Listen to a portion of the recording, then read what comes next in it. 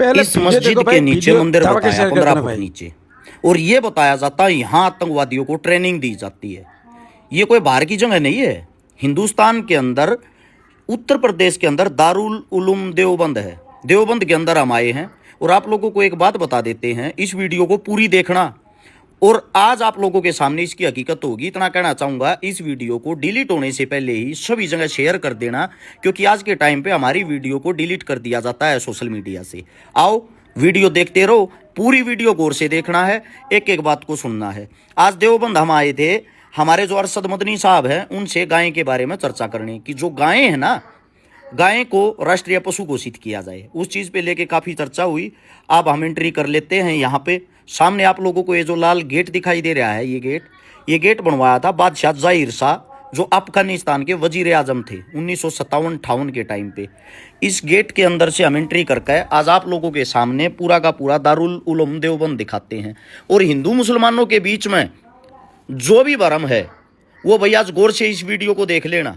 सबसे पहली चीज़ तो ये है, ये वो जगह है जिस जगह पे आके महात्मा गांधी ने 1947 के अंदर हिंदू मुस्लिमों की मीटिंग की थी। और उस मीटिंग में ये फैसला लिया गया था कि भाई हमने लड़ाई एक साथ लड़नी है। जवाहरलाल नेहरू ने प्रधानमंत्री बनने के बाद एक बात कही थी कि आज़ादी की लड़ाई में सबसे बड़ा जो योगदान है वो दारुल उलूम देवबंद का है। ये बातें अगर उन लोगों ने बोली हैं तो कोई खास बात होगी। सबसे पहले तो हम गए, यहाँ सबसे बड़ी लाइब्रेरी है इस वक्त की, इस टाइम की, जो सदियों पुराने इतिहास को समेटे हुए है। ये क्या देख लिया हमने इस लाइब्रेरी के अंदर, यहाँ पढ़ाई मुस्लिमों की होती है और इतिहास हिंदुओं का भी पढ़ाया जाता है। आओ सुनो और देखो, वीडियो पूरी देखना। वो मस्जिद भी दिखाएंगे जिसके नीचे मंदिर है, पहले इसको गौर से सुनो आप। इस वक्त हम देवबंद में हैं, जहाँ पे हिंदुस्तान का सबसे बड़ा मदरसा है और कोई हज़ारों बच्चे यहाँ पे शिक्षा लेते हैं।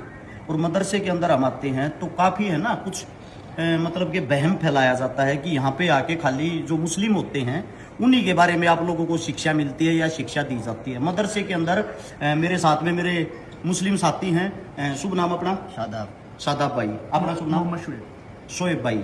और शादाब और शोएब से पूछेंगे, शोएब भाई ये किस चीज़ की किताब है? देखिए, आप यहाँ पर लाइब्रेरी में आए हैं और आपने दारुल उलूम को अपनी आंखों से देखा है और चीज़ें आपको ऑन रिकॉर्ड भी दिख रही हैं। ये यजुर्वेद है। यजुर्वेद तो मेरे हिसाब से हिंदुओं की नहीं होती। जी जी, ये तो होती है ना, हिंदुओं की ज़बान अच्छा होती है। ये जी, ये ऋग्वेद है। ये ऋग्वेद है। ये ऋग्वेद है। ये भी ऋग्वेद। ये रामायण तुलसीदास है। रामायण है? जी जी, ये रामायण ये रामायण है। ये रामायण है मदरसे के अंदर, मतलब दारुल उलूम के अंदर, दारुल उलूम की लाइब्रेरी के अंदर रामायण है। मनुस्मृति है बज़बान हिंदी। ठीक है, ये यहाँ पर हिंदी में भी है और वो सब चीज़ वो उनका उर्दू में भी यहाँ पर देख सकते हैं। यहाँ ये रामायण वाल्मीकि है। रामायण वाल्मीकि द्वारा। जी जी, ये विष्णु मनुस्मृति है। ठीक है, ये ग्रंथ साहब बज़बान अंग्रेजी में ग्रंथ साहब की है। ग्रंथ साहिब की। जी जी जी। ये और इसी तरह ये कुरान करीम है। कुरान। जी जी जी। ये तौरात है, ये भी कुरान है। ठीक है। और इसी तरह दूसरे फलसफे की किताबें भी यहाँ पर हैं। ये इंजील है, ये भी इंजील है अरबी में। ये ज़बूर है। हम जिस जगह पे खड़े हैं ये वो पवित्र जगह है। 1947 की जो क्रांति हुई थी, देश की आज़ादी की जो अंतिम लड़ाई थी, जिसमें हिंदू और मुस्लिमों ने मिलकर लड़ाई लड़ी थी, उसका जो फैसला हुआ था वो यहीं इसी सरजमी पे बैठ के हुआ था। और आज कुछ ऐसे मूर्ख इंसान हैं जो राजनीति के भाव में बह के इन चीज़ों को भी जाति और धर्म और मजहब से जोड़ देते हैं। मैं आप लोगों को एक बात बताता हूँ, आप अल्लाह के घर जाओ या मंदिर में जाओ या गुरुद्वारे में जाओ, शिक्षा आपको कहीं ये नहीं मिलेगी तोड़ने वाली, शिक्षा मिलेगी आपको जोड़ने वाली। लेकिन कुछ मूर्ख इंसान होते हैं, वो हर धर्म हर जाति के अंदर मिलते हैं, जो जानबूझ के कुछ गंद फैलाते हैं, इन चीज़ों को तोड़ मरोड़ के पेश करके दिखाते हैं। जैसे कि अब ये बोल देंगे ये ग्रंथ हैं, ये रामायण है, तो ये इस भाषा में क्यों लिखी हुई है? उसका कारण है क्योंकि हमारे साथ में जो मुस्लिम साथी खड़े हैं वो इसको आसानी से इस भाषा में पढ़ सकते हैं। अब वो ग्रहण इन सब के ज्ञान को करते हैं। टोटली बातों के अंदर सेम ज्ञान है, फर्क थोड़ा सा शब्दों का होता है, थोड़ा सा समझने का होता है। तो आप लोगों से भाई क्या कहना चाहते हो? शिकारा साहब, जिस तरह से आप काम कर रहे हैं, सबसे पहले तो आपको मुबारकबाद। आप यहाँ पर आए, वक्त निकाल कर आए और आप एक चीज़ों को बहुत डीपली आप चीज़ों को देख रहे हैं। एक मैं आप ही से सवाल करता हूँ काउंटर क्वेश्चन कि जिस तरह से एक ब्लेम दारुल उलूम को स्पेशली इस दौर में दिया जाता है कि यहाँ पर आतंकवाद की तालीम दी जाती है और लोगों से न जाने किस तरह से वेपन का भी बताया जाता है कि यहाँ पर रखे जाते हैं, वो फुला चीज़ें सब चीज़ें हैं।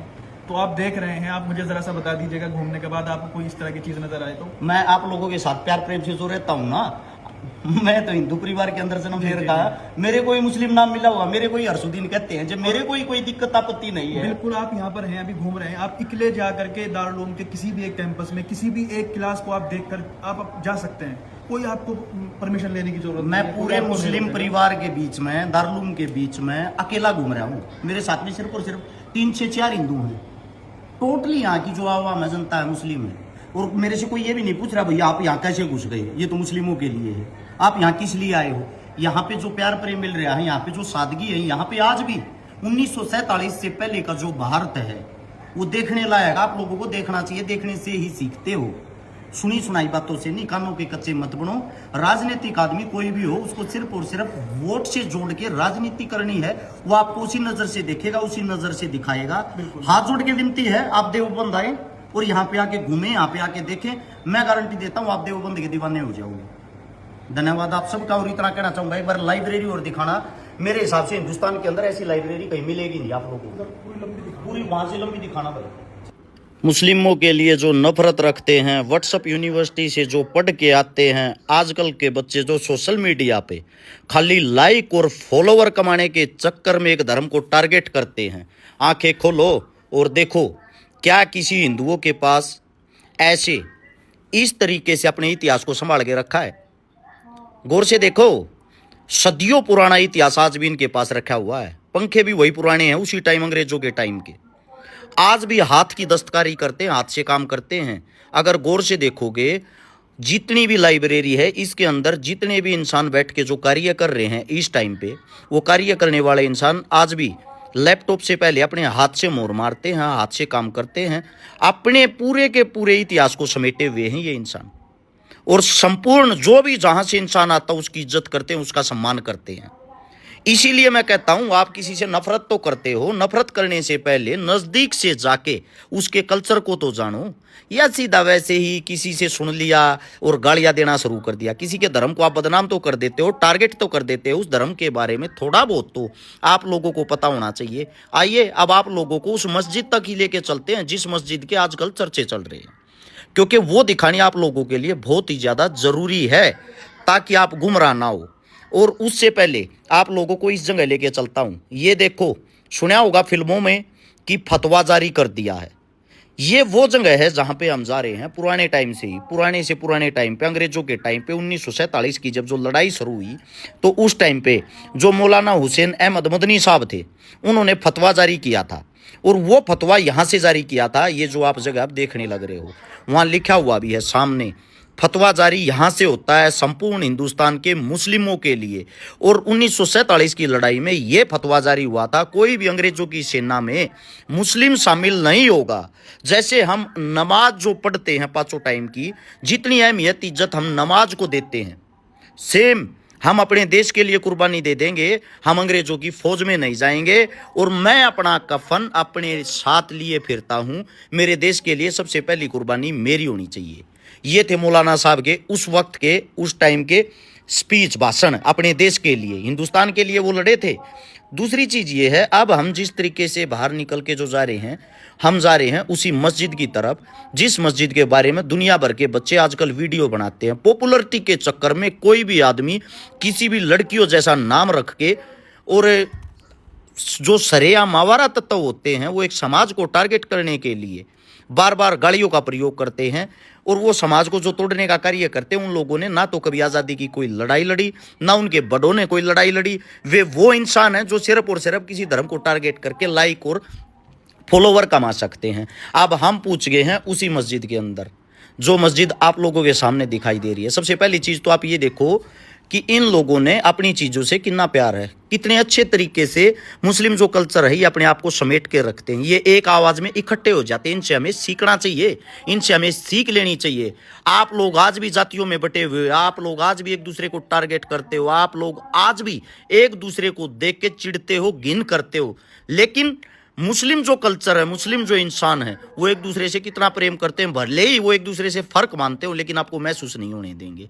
ये वो मस्जिद है जिसके नीचे मंदिर बताया जा रहा है। इस मस्जिद के बारे में थोड़ा सा मैं आप लोगों को बता भी देता हूं ताकि आप लोगों को पता लग जाए, क्योंकि मस्जिद के आजकल चर्चे हैं तो मस्जिद कोई ज्यादा पुरानी है नहीं है, ना ये किसी औरंगजेब ने बनाई, ना ये किसी अकबर ने बनाई, ना ये किसी बाबर ने बनाई।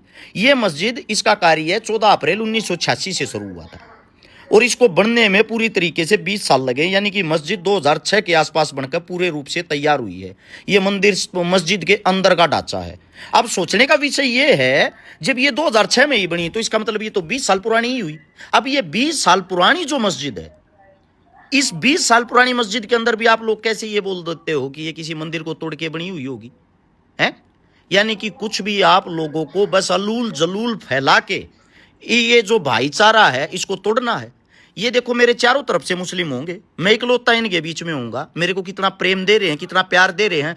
अगर एक मुस्लिम टोपी लगा के किसी मंदिर में घुस जाए ना, उसी खबर को बड़ी बना के और उसका इतना अपमान कर दोगे, इतना अपमान कर दोगे जिसकी कोई हद नहीं, और फिर बोलते हो कि हर्ष मंदिरों के खिलाफ बोलता है। मैं मंदिरों के खिलाफ नहीं हूं, मैं अपने कल्चर से प्यार करता हूं, लेकिन वहां वीवीआईपी जो लाइनें लगती हैं 1100-2100 जो रुपए लेते हैं, यहां वो कल्चर नहीं है। यहां भिखारी हो या राजा, सब एक ही साथ बैठ के नमाज अदा करते हैं। यही हमने इनसे एकता सीखनी चाहिए। भिखारी हो या राजा, जिसके सीधे डायरेक्ट मंदिर के अंदर दर्शन हो। अब हम नीचे चल रहे, इसके 15 फीट नीचे बताते हैं कि इसके 15 फीट नीचे पहले मंदिर था। अब हम यहां से नीचे की तरफ एंट्री कर रहे हैं और हम नीचे गए तो नीचे क्या, बेसमेंट में पहुंच गए। 20 फुट नीचे तो बेसमेंट है। मंदिर 15 फुट नीचे बता रहे थे, 20 फीट नीचे तो यहाँ पे कार्य करने वाले, जो इसके अंदर कार्य करते हैं, साफ सफाई करते हैं, वो इंसान रहते हैं। और इसकी जो नींव है वो लगभग 20 फीट और नीचे से उठ के आई है, यानी कि 40 फुट नीचे तक तो कोई मंदिर ही नहीं है। ये उसका प्रमाण, उसका सबूत आप लोगों की आंखों के सामने है। दूसरी चीज ये है, चलो मान लिया आप लोगों को यहां मस्जिद बनने से पहले मंदिर था, लेकिन उस मंदिर से पहले भी तो कुछ ना कुछ होगा, क्योंकि सबसे बड़ी चीज ये है, अगर मस्जिद खोदोगे, चलो मान लिया मंदिर निकल आया, मंदिर को खोदोगे तो उसके नीचे जो जमीन निकल के आएगी वो जमीन असलियत में किसान की है, उसका मालिक किसान है। यानी कि खाली जो जमीन रही है इस सृष्टि पे, इस धरती पे, उस खाली जमीन के ऊपर ही इंसानों ने कुछ ना कुछ बनाया है। अब कुछ ना कुछ वहां बनाया है तो ऐसे ही मस्जिद बन गई, कहीं मंदिर बन गया, कहीं मकान बन गए। यानी कि ये सारी बातें बेबुनियाद है, झूठी हैं। और मैं हिंदू होने के नाते भी एक बात कहता हूं भाई, मेरे मुस्लिम साथियों पे, भाइयों पे अगर कोई आवाज उठाएगा, उंगली उठाएगा, मैं इनके साथ खड़ा हूं। इसलिए खड़ा हूं, मेरी गाय को राष्ट्रीय पशु बनाने के लिए सबसे पहले मुस्लिमों ने आवाज उठाई है। दूसरी बात, जो कहते हैं आतंकवादी तैयार किए जाते हैं, हमने ना तो यहां कोई बम, तोप, गोला, बारूद, असला तो छोड़ो, एक कुत्ते को मारने के लिए हमें नहीं यहाँ पे डंडा भी मिला। घर बैठ के झूठ फैलाने वालों, ये है देवबंद की हकीकत। और जल्दी ही हजारों छात्रों के बीच में जो घर गए हुए हैं, फिलहाल छुट्टी है, मुस्लिम छात्रों के बीच में यहीं से वीडियो बनाऊंगा, उनका प्यार प्रेम आप लोगों को दिखाऊंगा। और एक बात ध्यान रहे, मंदिर भी मेरा है, मस्जिद भी मेरा है, अल्लाह भी मेरा है, ईश्वर भी मेरा है।